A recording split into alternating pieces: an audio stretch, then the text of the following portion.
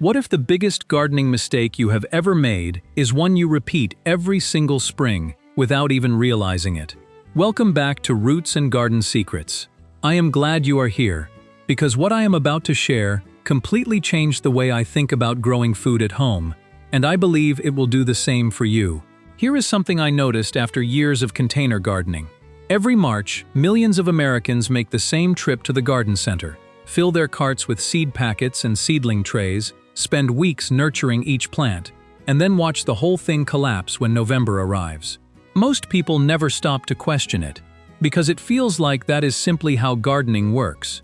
But here is what nobody told me for the longest time. Not every vegetable is designed to disappear at the end of the season. Some plants store energy underground, go quiet through winter, and come pushing back up every spring on their own, stronger and more productive than the year before. These are perennial vegetables, and once you start growing them in containers, everything shifts in your favor. Today I am counting down 15 perennial vegetables that thrive in containers and keep delivering harvests from a single planting. And unlike most gardening videos, I will also walk you through the specific care details that determine whether each plant just survives or truly thrives over the long run. Stay with me all the way to number 1, because the top plant on this list is not asparagus. It is a remarkable crop from the Andes Mountains of South America that has been quietly delivering incredible harvests for centuries, and most American gardeners have never once heard of it. If you are new here, hit that subscribe button and give this video a like before we dive in. Now, let us get into it.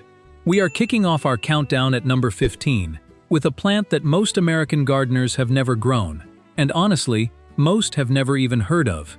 Its name is Good King Henry, and the story behind it is one of the most fascinating in all of vegetable gardening history. Good King Henry was a staple food crop across Europe for centuries, long before modern supermarkets existed, and long before anyone thought of vegetables as something you replant every single spring. Generations of families grew this plant because it did something very few vegetables can do. It came back on its own, year after year, without asking for much in return. What makes it especially interesting as a container plant is the way its productivity builds over time. The first season may seem modest, but by the third or fourth year, once that root system has truly established itself, the harvests become genuinely impressive. In early spring, you can harvest the young tender shoots, which many gardeners describe as tasting remarkably similar to asparagus. As the season progresses, the mature leaves cook beautifully in soups, stews, and sautéed dishes just like spinach. Growing Good King Henry today is not just practical gardening, it is a small act of preservation. Moving into number 14, we have the Welsh onion, a plant whose name has caused confusion for centuries. It did not actually originate in Wales.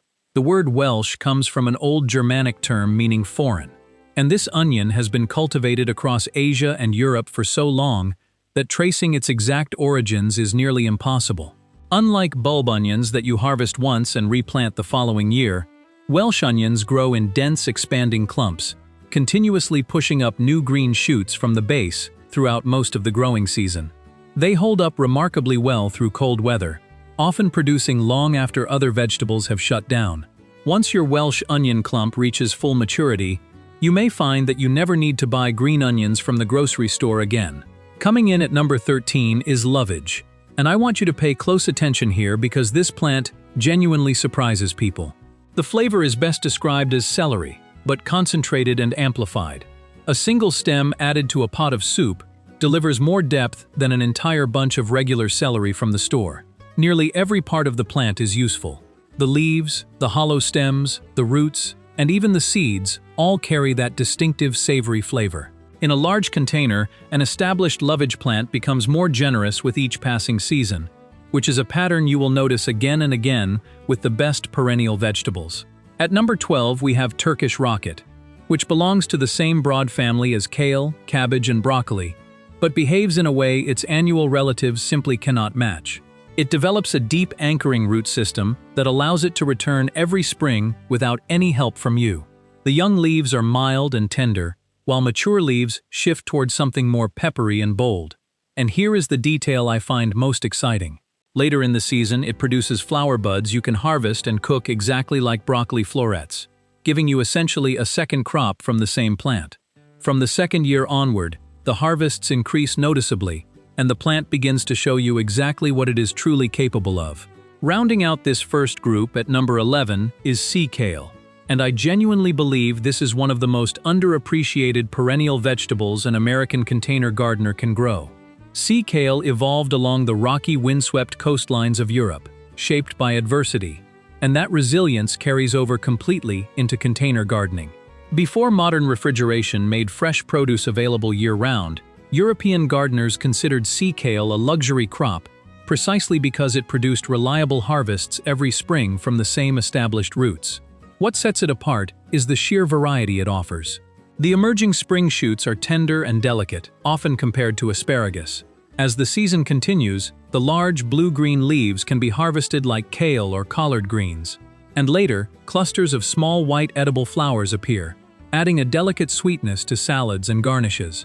Few perennial vegetables give you that many different harvests from a single planting, and those striking blue-green leaves make sea kale one of the most visually beautiful plants you can keep in a container garden. Before we move into our top 10, I want to ask you something. Out of these first 5 plants, which one surprised you the most? Drop your answer in the comments below. I read every single one. The next group coming up is even more productive, even more resilient, and in a couple of cases, completely overlooked for decades. Stay with me, because it only gets better from here. Welcome into our top 10, and this next group of plants is where things start getting really interesting. These are vegetables that have earned their place in serious kitchen gardens, some through centuries of dependable harvests, others through qualities most gardeners simply never expected from a container plant. Let us start with number 10. Sorrel is one of the oldest cultivated vegetables in human history. And yet if you walked into most American garden centers today, you would be hard-pressed to find it. That is a genuine shame, because sorrel does something almost no other leafy green can do.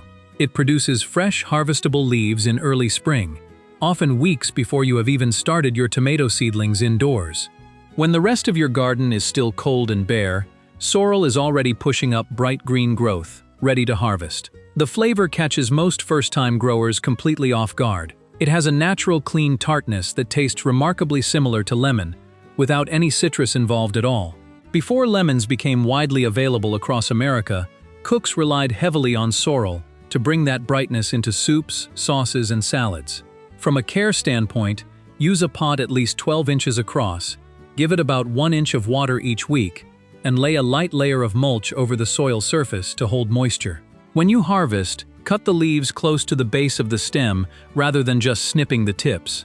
That encourages the plant to push out a whole new flush of fresh growth, and you can repeat that cycle many times across a single season.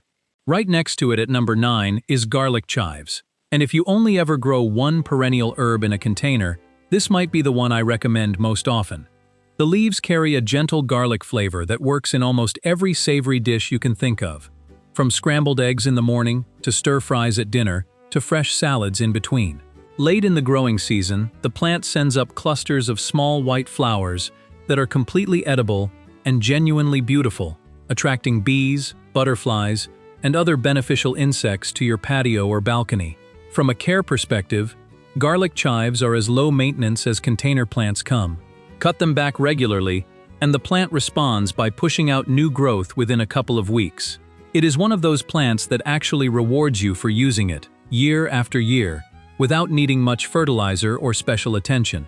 At number 8 we have tree collards, and this plant genuinely challenges the way most people think about growing leafy greens. Standard collards form a single head you harvest all at once.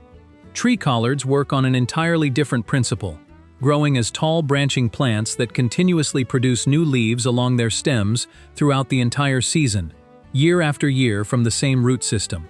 You simply take the older leaves from the lower part of the plant while the younger growth near the top keeps expanding, creating a self-renewing production cycle that never really stops. The leaves are often considered more tender and flavorful than standard collard greens, and some gardeners have maintained the same tree collard plant for many years, watching it become more productive with each passing season.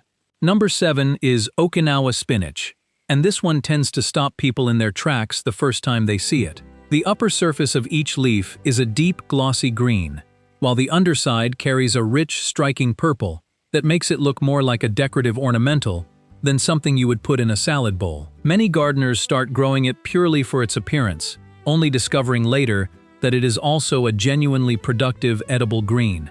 In frost-free regions, it behaves as a true perennial, growing continuously year after year. In cooler climates, take cuttings before the first frost, root them indoors over winter, and re-establish the plant the following spring. It spreads gently rather than aggressively, making it particularly well-suited for smaller containers on a balcony or patio, where every inch of growing space counts. Landing at number 6 is a plant with one of the most memorable stories in all of container gardening. The Egyptian walking onion earned its name from the way it reproduces. Instead of producing flowers and seeds at the top of its stalks, it forms clusters of small miniature onions called bulbils. As those bulbils grow heavier through the season, the stalk gradually bends downward until the bulbils touch the soil, where they begin rooting and developing into entirely new plants. Over time, the original plant appears to slowly walk across the garden on its own. For a container gardener, this self-propagating habit means the plant is always refreshing and renewing itself. On the care side, use a container at least 12 inches across, keep the soil pH between 6.0 and 7.0, and do not over-fertilize with nitrogen. Too much nitrogen pushes lush leafy tops at the expense of bulb development, leaving you with small bulbs that store poorly.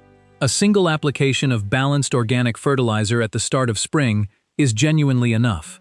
Divide the clump every 3 years to keep the plant vigorous and productive. This onion tolerates temperatures as low as -24 degrees Fahrenheit, making it suitable for USDA hardiness zones 3 through 10 and thriving in nearly every region of the continental United States. We are now entering our top 5, the real heavyweights of perennial container gardening. Bigger harvests, longer lifespans, and a number 1 plant I am genuinely excited to share with you. Keep watching, because we are just getting to the best part. We have reached the top 5, and these final plants represent the absolute best that perennial container gardening has to offer. Longer lifespans, larger harvests, and in the case of our number 1 plant, a story that most American gardeners have genuinely never heard. Let us start with number 5.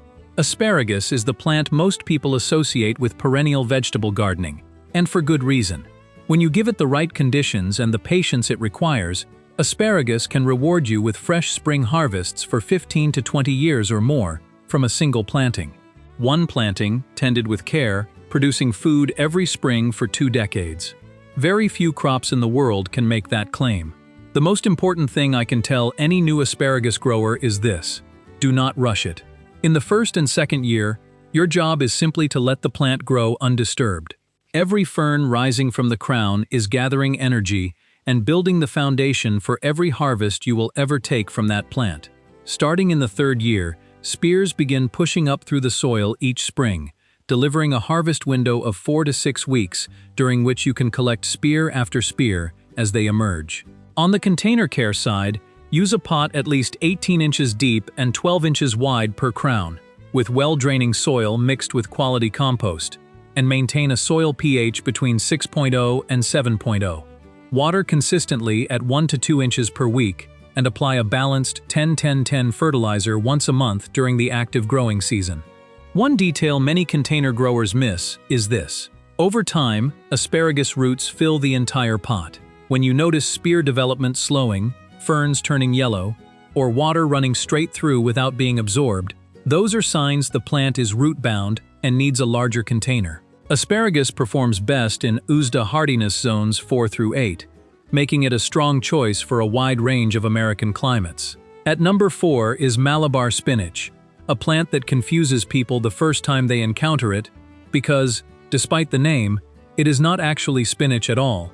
What it is, however, is one of the most productive leafy greens you can grow in a container during the hottest months of the American summer. While true spinach bolts and fails when temperatures climb, Malabar spinach does exactly the opposite. It thrives in heat, sending out vigorous climbing vines covered with thick, glossy leaves you can harvest continuously throughout the entire warm season. Give it a trellis or tomato cage and it climbs upward efficiently rather than sprawling outward, making it an excellent choice for small balconies and patios where horizontal space is limited. In warmer southern states where frost is rare It can behave as a true perennial for multiple years. In cooler climates, take cuttings before the first frost, root them indoors through winter, and replant the following spring. Either way, the productivity this plant delivers during peak summer heat is difficult to match with any other leafy green. Number 3 is chaya, sometimes called tree spinach. And I want to be direct with you because this plant deserves serious attention from any gardener interested in long-term food production. Chaya has been grown for generations throughout Central America, where entire communities relied on it as a foundational source of leafy greens through long, hot growing seasons. It grows as a large, vigorous shrub, and once established, it produces an abundance of leafy growth you can harvest repeatedly throughout the year. It handles heat and drought far better than virtually any other leafy green, and a mature plant in a large container can supply a family with consistent, nutritious greens for years with very little intervention. There is one critical piece of information every chaya grower must know before eating a single leaf, and I want to make this absolutely clear. The leaves contain natural compounds that are toxic when consumed raw. You must cook chaya leaves thoroughly for a minimum of 15 minutes before eating them. That is not a suggestion, it is a requirement. Once properly cooked, the leaves are completely safe, highly nutritious, and genuinely delicious, comparable in flavor and texture to cooked spinach or collard greens. Sitting at number 2 is a plant most American gardeners walk right past without a second glance, and yet it carries one of the most remarkable stories on this entire list. The Jerusalem artichoke, also known as the sunchoke, is not from Jerusalem and is not related to the artichoke. It is actually a species of sunflower that develops clusters of edible tubers underground while producing tall, cheerful yellow flowers above the soil surface. Indigenous communities across North America relied on this plant as a staple food long before European settlers arrived, and it later became an important crop across parts of Europe as well. The tubers have a mild, nutty flavor similar to water chestnuts, and they taste noticeably sweeter when harvested after the first frost, because cold temperatures trigger the plant to convert its stored starches into natural sugars. For container growing, use a pot at least 18 inches deep and mix equal parts native garden soil and quality compost. That native soil adds weight and stability, which matters because this plant can grow 6 to 10 feet tall and becomes vulnerable to tipping and wind. Water deeply once a week and apply compost tea or a balanced organic liquid fertilizer once a month. One of the most practical reasons to grow Jerusalem artichokes in containers is containment. In the ground, this plant spreads aggressively as leftover tubers sprout into new plants each season. A container manages that natural vigor beautifully while still giving the root system plenty of room to produce a generous harvest. And now we have arrived at number 1. The plant that earned the top spot is yakan, and if you have never heard that name before, you are in very good company, because most American gardeners have not either. Yakan is native to the Andes Mountains of South America, where it has been cultivated for centuries as a reliable and beloved food crop. It grows vigorously above ground while quietly developing clusters of large, crisp tubers beneath the soil surface. And at harvest time, the sheer volume of food a mature yakan plant produces from a single container genuinely catches most first-time growers off guard. But the harvest size is not even the most remarkable thing about yakan. It is the flavor. Unlike potatoes or other starchy root vegetables, yakan tubers are sweet, crisp, and refreshing in a way that feels almost more like fruit than a vegetable. Many people describe the experience as biting into something halfway between a fresh apple and a slice of watermelon. They can be eaten raw straight from the garden, added to fruit salads, roasted, or stored for later use. The regeneration system is equally impressive. You harvest the tubers for eating, save the crown of the plant, and replant it the following season. From that saved crown, entirely new plants emerge, carrying the same genetics forward indefinitely. You never need to buy new planting material again. The combination of extraordinary flavor, effortless regeneration, impressive yields that increase as the plant matures, and near total anonymity among American gardeners is exactly what makes yakan the most exciting discovery on this entire list. It has been hiding in plain sight for centuries, quietly delivering remarkable harvests to those who knew about it, and now you do too. Before we wrap up, I want to share something that most gardening videos never talk about, because this section alone could save you months of frustration. You can choose the right perennial vegetables, get them into containers, and still struggle. Not because the plants are difficult, but because of a handful of very common and very avoidable mistakes. The first mistake is choosing a container that is too small. When roots run out of room, the plant stresses out, dries faster, and produces far less than it should. Use a minimum of 12 inches in both depth and width for smaller perennials, and at least 18 inches for deep-rooted crops like asparagus and Jerusalem artichoke. When in doubt, go bigger. The second mistake is using regular garden soil in containers. Garden soil compacts tightly inside a pot, cutting off the oxygen roots need to breathe, and creating conditions that lead to root rot. Always use a quality potting mix combined with compost, never soil dug straight from the ground. The third mistake is watering too much. Overwatering is the single most common cause of container plant death. Before you water, push your finger about 2 inches down into the soil. If it still feels moist, wait another day. Only water when that top layer has dried out. The fourth mistake is forgetting to fertilize. Every time you water a container, nutrients flush out through the drainage holes. Without regular replenishment, even a healthy perennial gradually weakens. Add a slow-release fertilizer when you first plant. Then follow up with a liquid organic fertilizer every 2 to 4 weeks throughout the active growing season. The fifth mistake is failing to prepare for winter. Terracotta pots crack and crumble when water inside them freezes and expands, so move them to a protected location before temperatures drop. For all your containers, apply a generous layer of mulch over the soil surface to insulate the root zone. Group pots together near a wall or fence, because that clustering creates a shared microclimate that holds warmth far more effectively than isolated containers. And for warm-season perennials like Malabar spinach and Okinawa spinach, bring them indoors before nighttime temperatures fall below 50 degrees Fahrenheit. Stepping back and looking at everything we covered today, I hope what you are taking away is more than just a list of plants. What I really want you to see is a completely different way of thinking about your garden. Instead of starting from scratch every spring and spending money on seedlings that disappear with the first frost, you are building something that grows stronger, more productive, and more resilient with every passing year. Your patio or balcony is no longer a temporary seasonal project. It becomes a permanent living source of food that works harder for you the longer you tend it. Now I want to hear from you. Out of all 15 perennial vegetables we covered today, which one are you most excited to try in your containers this season? Leave your answer in the comments below. I read every single one. If this video gave you something useful, give it a like and hit that subscribe button so you never miss what we share next, here on Roots and Garden Secrets. Thank you so much for watching, and I will see you in the next one.